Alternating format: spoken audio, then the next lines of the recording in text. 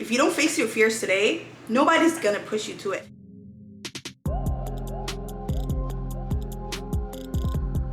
Welcome back to my channel. Today I decided to do a video for asking myself 5 questions. I had no notes, I just wrote down the questions and I thought I would just answer them on the spot. And I think the strategy of how I chose the questions is just that I wrote questions down that I think I have really learned something from it. Like, so through answering these questions, I think these are things that I've learned in the past couple of years.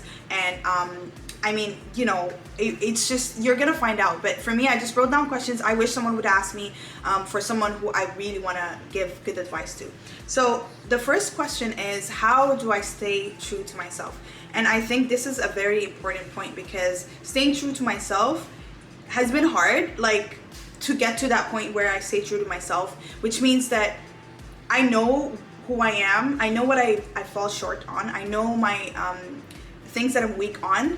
And so the way I stay true to myself is I write things down. So I write things down in a way that's like, here are my strengths, here are my weaknesses. For example, I'm a multitasker, but that also has a downfall because I end up having things all over the place. So for me, it's like, I mean, in terms of tasks, I could have so much things at the same time. So staying true to myself is that I'm not gonna lie to myself and say, I am a multitasker, smart and organized in terms of my time. I'm not gonna lie to myself, because lying to myself would just not make me kind of work on my weaknesses. So staying true to yourself, if I were to give you this advice, is that work on your weaknesses, confess them to yourself, and try to work on the things that you feel like you just need to grow on. And don't ever try to lie to yourself, because you will start believing your own lies, and in return you would actually not grow as fast as you want to grow. So moving on to the next question is, how do I get over breakups?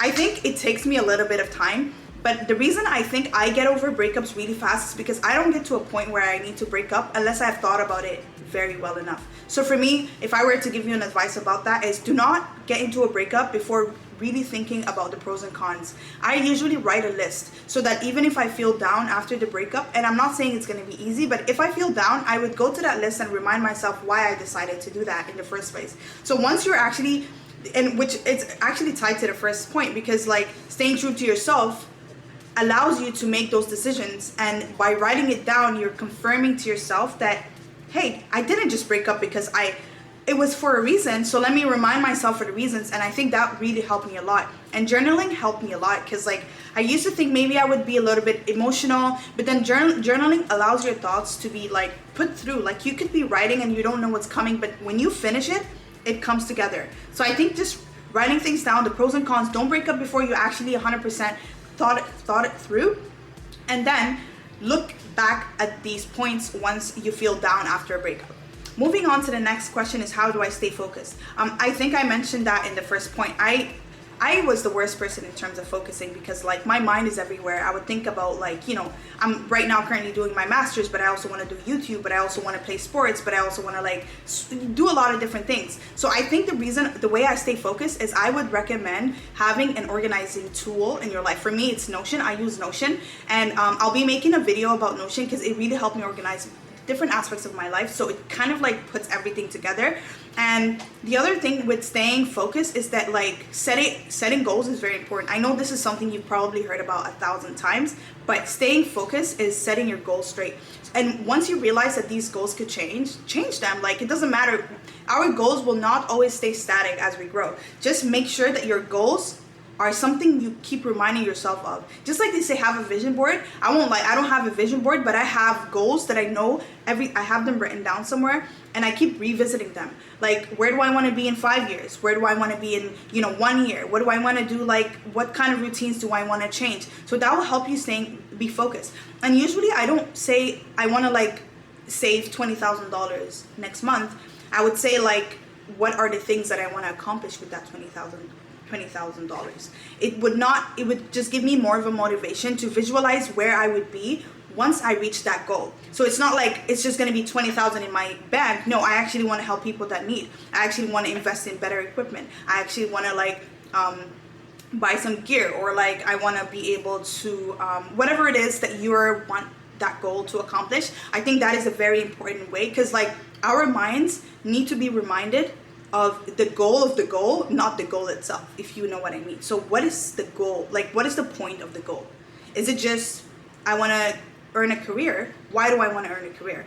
For me, it's like, I want to be able to retire early, start a business, and be able to give time to my family. That's a goal. That's you reminding your brain of why you want to have an early retirement. It's not just, you know, so just be like they say, smart objectives, which are like specific, measurable, attainable. I remember it was with the I'll get back to you on that, but like time, and the last one is time, I think time bound, so something you can measure by time. I don't know now the art, I'm gonna look it up. Smart objectives. Okay, so I'm gonna give you the R. Realistic. So realistic goals is exactly what I meant. So when you're setting yourself a goal, you're not like, if you don't know, you could set some, if I don't know I can save $20,000 next month, I would not set that goal unless I know, for example, I can attain it. So for me, it's like, okay, maybe I need to do something realistic so that I'm not like fooling myself. And that also ties into being true to yourself, the first question that I asked myself. But also what it ties into is that you won't really be disappointed because you already set a goal that was realistic. So if I set unrealistic goals and I don't reach them, I'm gonna be disappointed, which is gonna bring me down. So anyway, let's move on to the last question. Oh, actually no, it's number 4, because these are 5 questions. How do I keep improving my communication? I think looking at my videos that I posted like way back in the day, it's just talking to people and talking to different people has really helped me improve my communication. And I think that is very important because like, especially after COVID, it's been like people have been communicating through the screen. But then once you start meeting people, like I push myself to it, even if I feel like my heart is beating fast. Like I always push myself in a situation where I communicate with people, because like that is the only way you're gonna learn. If you don't face your fears today, nobody's gonna push you to it. I remember like in 2015, I had a stage fright.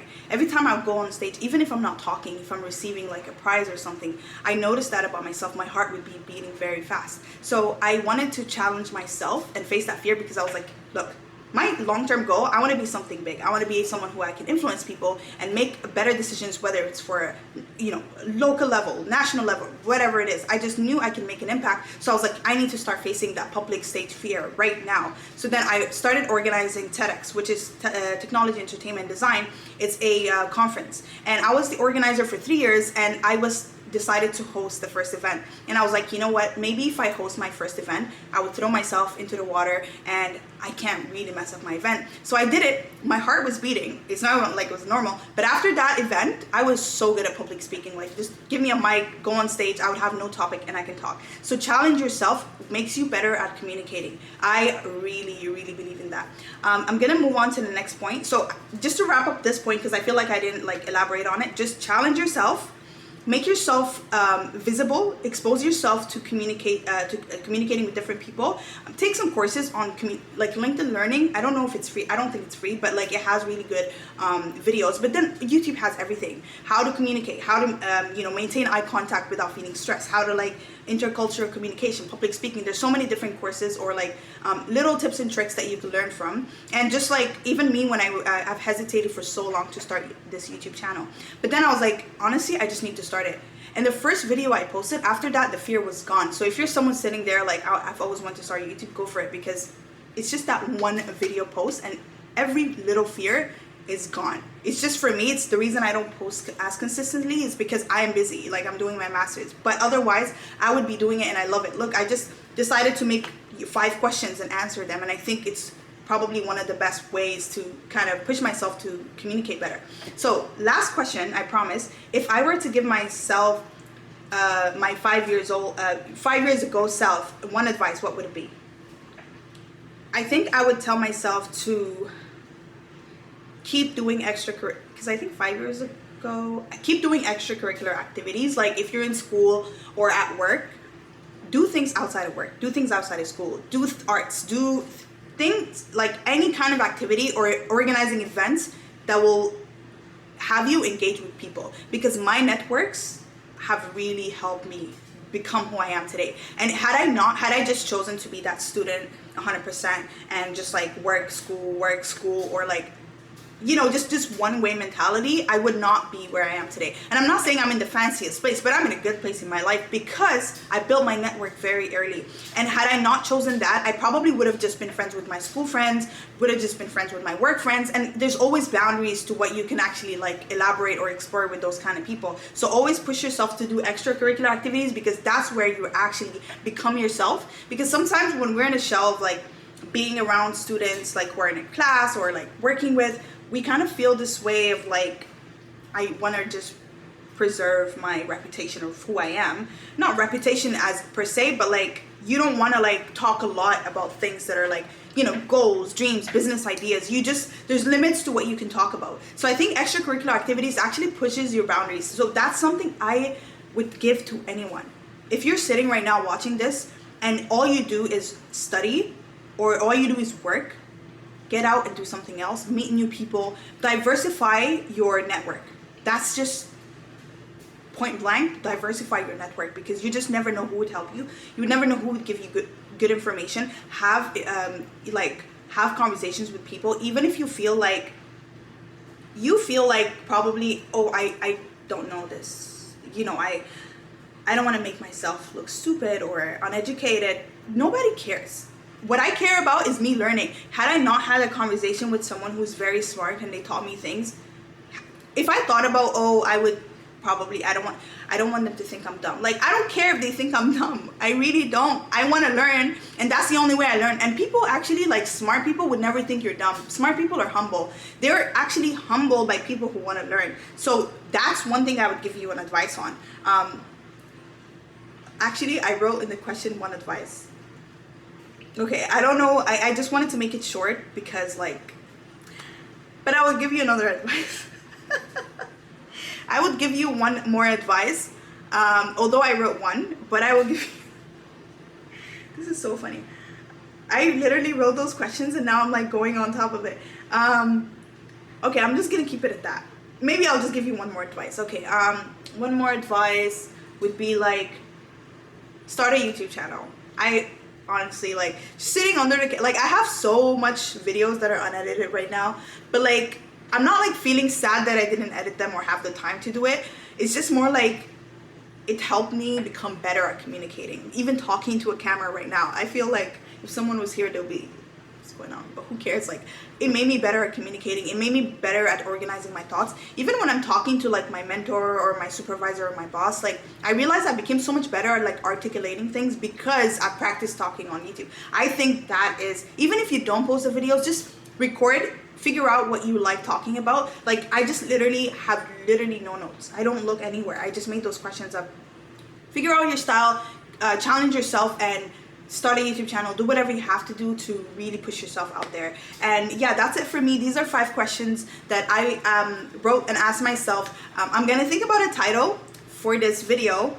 But yeah, thanks for listening, whoever you are, wherever you are. Thank you for listening to my YouTube video, and please don't forget to give me one advice that or drop a comment on one advice that somebody gave you that really helped you a lot. So yeah, without further ado, like, thank you, and don't forget to like and subscribe, because apparently that helps the algorithm. See you next time. Bye.